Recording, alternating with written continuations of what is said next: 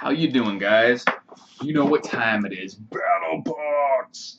This is actually May's box. I've been doing some traveling and stuff, and for my brother's wedding and whatnot, a bunch of other stuff going on, so I didn't have a chance to do this in the month of May. So I've got another one that'll be happening pretty quickly, but as always, I love doing these. Can't wait to show you guys all the stuff that's in there, talk about how to be useful for preparedness, prepping, camping, things like that, and just talk about some cool gear. I did want to ask you guys, someone made a comment on my last Battle Box video that they would rather see more of like a tabletop where you can see the whole box as I'm opening and pulling things out instead of me pulling them from out of screen and showing you individually. This is a much easier setup for me because my webcam's already here.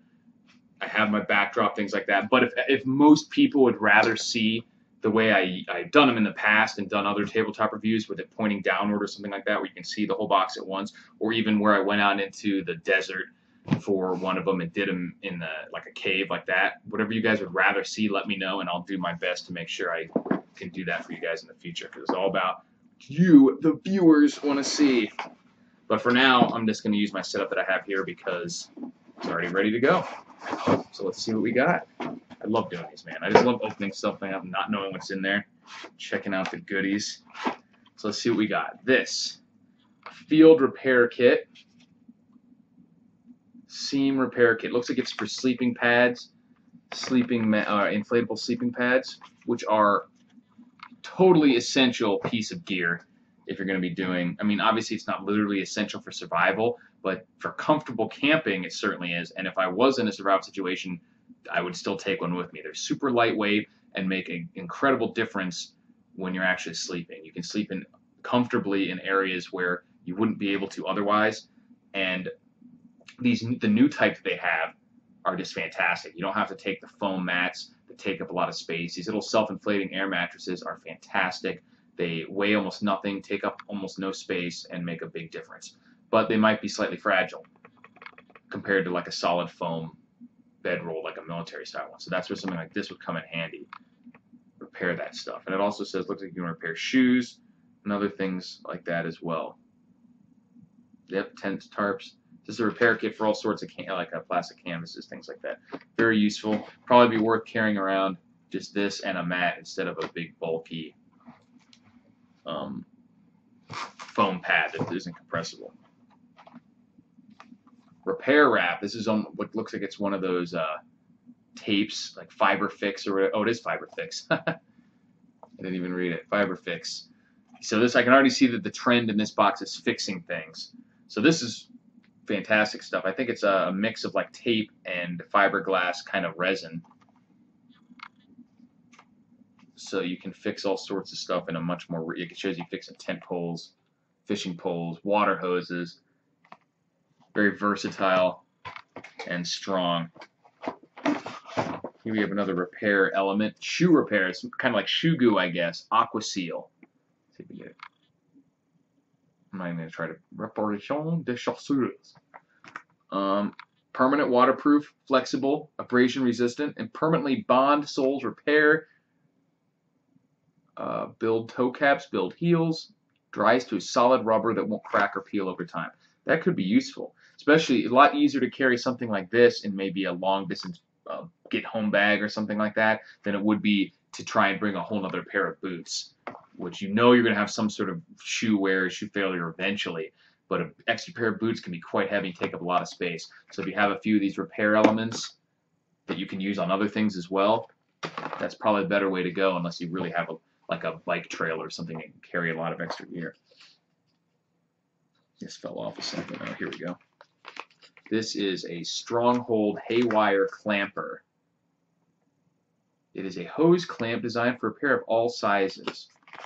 Right? Includes everything you need for nearly any situation in a waterproof storage container. I don't think there's a waterproof storage container. Shows a little waterproof storage container here. Oh, that's maybe an ad for something else. Yeah, sorry. So let's see what this is. Because I'm not 100% sure I know what this is yet. Okay.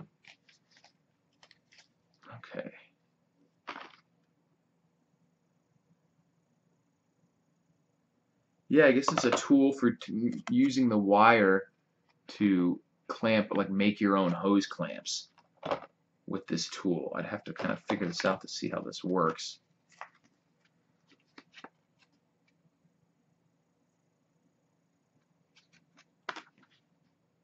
But it shows how you can even use it to like lash some pipes together. And then this tool is used to twist the wire, I guess, and really crimp it down. But it shows you can make all sorts of cool stuff with it.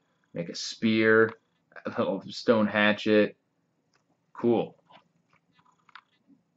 It's very interesting. And it uses this, which you could get a lot more of this baling wire. Very useful thing to have. Much more resilient than paracord or twine or something like that. Probably a little harder to use. That's why you have the special tool. Maybe a little heavy and kind of niche product for something like a bug out bag, but not a bad idea to have around the homestead, even when times are not tough. So that's pretty cool. Not something that's one of the things I love about this. Like, I would not even think to go looking for something like this. Didn't even know that it would have existed, you know. And then the battle box, even if it's something that you might not necessarily end up using, you at least puts it in your brain, gets you thinking about this stuff. A survival sewing kit, which is useful. I mean, you have to be able to fix. I'm not going to crack this open. I'm pretty sure I know what is inside of a sewing kit. Feels pretty beefy. Maybe at the end I'll crack it open if this video hasn't got too long. Rip spool field repair kit.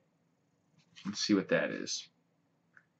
60 feet of 30-pound test braided line, 50 inches of heavy-duty repair tape, a fire cord lanyard, and a sail. So it's like a little, almost like a key fob kind of sewing repair multi-tool, maybe. Keychain multi-tool is what I'm thinking. Getting the impression. Yeah, okay. And it looks like it's built around a, is that hollow?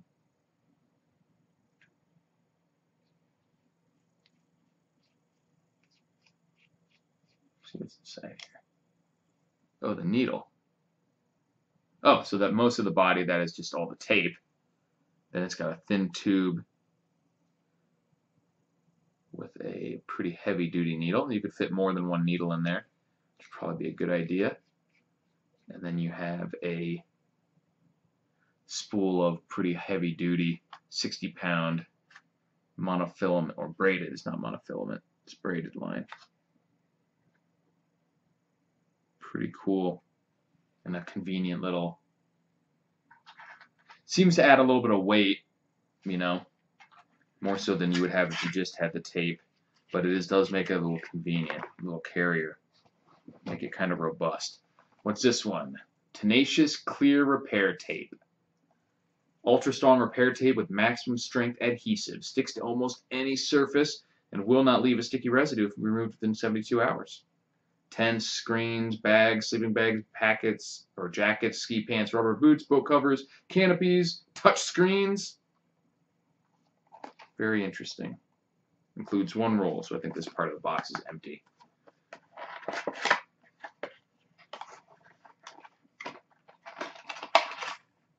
Yeah, it's just a roll. There's nothing in this side of the box. It's all for show. Everything in this world is fake. So we get an extra special repair tape. See what we got here. Fix and zip. It's some kind of zipper fixer. Now this is something I could have used on a majority of situations. Many situations if I had an otherwise good piece of gear just become fairly useless when the zipper breaks. Think about it. If you have a sleeping bag, a pack or something like that, a jacket or shirt, if you can't get the zipper to work, it could be mostly useless with no other damage because you just can't perform its function. The exception would probably be, I mean, I guess even the jacket or the sleeping bag you could at least still use. You know, you might just have to hold it shut, but you could at least get the benefit of the, you know, the insulation and things out of it. Something like a backpack, if the thing is, this won't close on you, it might be useless. But in any case, it'd be much better to be able to fix it, whether it's a jacket, a sleeping bag, a pack, whatever you want. Here we go. A micro cord dispenser. That's pretty cool. Dispenser makes it easy to have on hand and ready to use. The built-in cutting blade makes using cord faster and easier. So it's like a paracord, or actually it's smaller than paracord. It's like a braided, but you might be able to put other types of cord in there if you want. I don't know if you can see that, but it's a fairly thin, still type of a braided cord.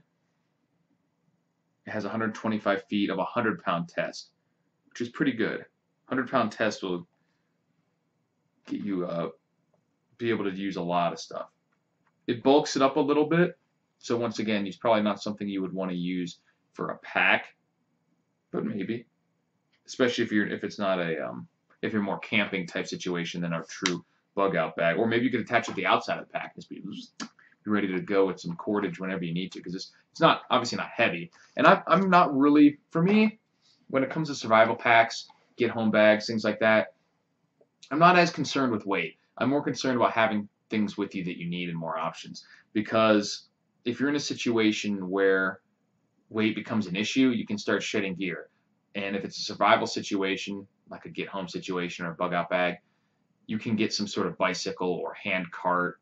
In fact, many people have these already for their plans, some sort of dolly or game cart for like deer carcasses, things like that, because an extra 20, 30 pounds of gear could make a huge difference. So if you really only think you can carry out 30 pounds of gear or whatever, that's not that much. I've done 10-mile ruck marches with 50, 60 pounds. It sucks, man. But also we were on a pretty strenuous timeline, and like 3 hours or something. And you're not normally going to be pressed for time like that. And if you are, then shed the stuff that you really don't need. Have the 30 pounds that you would take if you were only going to take 30 pounds, and then have another bag inside there with all the extra stuff. And if it really becomes a problem where you got to really start hoofing it or something you just can't take anymore, then take that extra stuff out. You still got your core bag, which is all you would have had anyway, and you should be good to go. So I'm not as worried about weight when it comes to that stuff. I'm more worried about capabilities. A Black Scout Survival Feather Stick. Now, if I'm not mistaken, is this a knife? Because I thought feather sticks were when you took a piece of wood and shaved it to where it peels away almost like a pine cone, and to either damp or just to make it light easier. But it looks like this is a knife of some kind. It's just called a feather stick. Nesmith knife. Ooh, cool, man. I think there's 2 knives in this one. Love me some knives. Check this thing out. It's like a neck knife of sorts. This is probably just a lanyard. It's too small for a finger hole. But it's got a belt clip on the back here, which I think you can, oh, there we go. Very cool. Very cool. Just slip it over the belt. It's a two-way. You got to press and, I think you got to press and then, yeah, and then move it aside to be able to get it to open. So let's see what this knife looks like. Oh, that's pretty cool.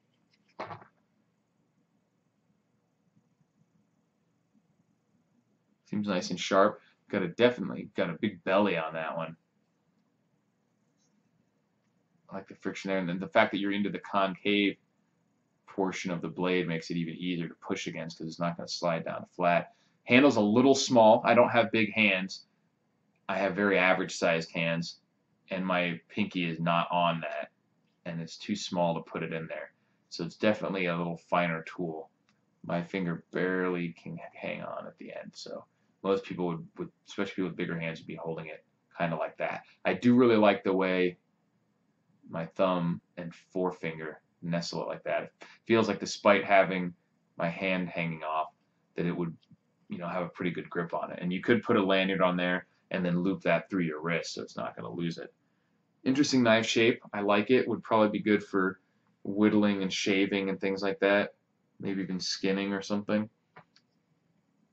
Comes with the Kydex sheath and what feels like maybe micarta handles. I'm not sure. But obviously a full tang, single piece construction. It's got the hex bit or the Torx bit or whatever they're called on there. Yeah, Torx bit. So you could take those off if you need to. Pretty cool. Digging that. D2 steel, G10 scales. Pretty cool. Pretty cool. Pretty damn good, lads. All right, here we got the big big one. Oh, yes, my friend. Yes, my friend. Cold Steel. I love Cold Steel. They're one of my favorite knife manufacturers. The combination of price, effectiveness, and durability is just hard to beat. I don't think you can beat it with any other manufacturer. You can beat one of those categories, but not all of them. This is the Pocket Bushman. Very, very nice knife. It's a lightweight kind of, well, Bushman knife, made to be a rugged, dependable folding knife for camp and utility chores, tough outdoor tasks, and emergency survival applications, aka ruling the wasteland. I like the utilitarian design of it as well. Great for stabbing a zombie in the head. And these stuff, I mean, if you've seen their proof and more proof videos, which you can probably find on YouTube, just shows them basically torture testing, stabbing car doors, hunks of meat. Really fun to watch. Guilty pleasure. You'll find yourself watching these like fat guys chop away a hunk of meat with their knives for like 20 minutes before you realize what's happening. But it can be kind of fun. But they make great knives. And you actually get 2 knives in this box, which is fantastic. Always loved Cold Steel stuff, and I actually don't have this one, so I'm totally stoked to get any Cold Steel knife that I don't have. Very, very nice. Yeah, so this is like bush crafting repair or like camping repair stuff. I don't think there's a single thing in here that I don't think is useful. A little bit of overlap, but that's fine. We've got a couple different types of repair tape and repair like sealant stuff and sewing and cordage, but I mean that's stuff that you use all the time. And I'm going to be going on some camping trips, minor, not backwoods camping, coming up here sometime later this year. So I will hopefully be able to bring some of this stuff and use it and actually give you guys an actual review of what it's like to use it. So this video has already gotten long, as these always do. Thanks again for watching, guys. Check out BATTLBOX. And I always love this stuff, man. Just not knowing what's going to be in it and digging through it, it's so great. And even if you don't think you're going to love it, get it for the prepper or survivalists in your family. I guarantee you they'll have a blast. Thanks for watching, guys. Check out BattleBox. Talk to you later.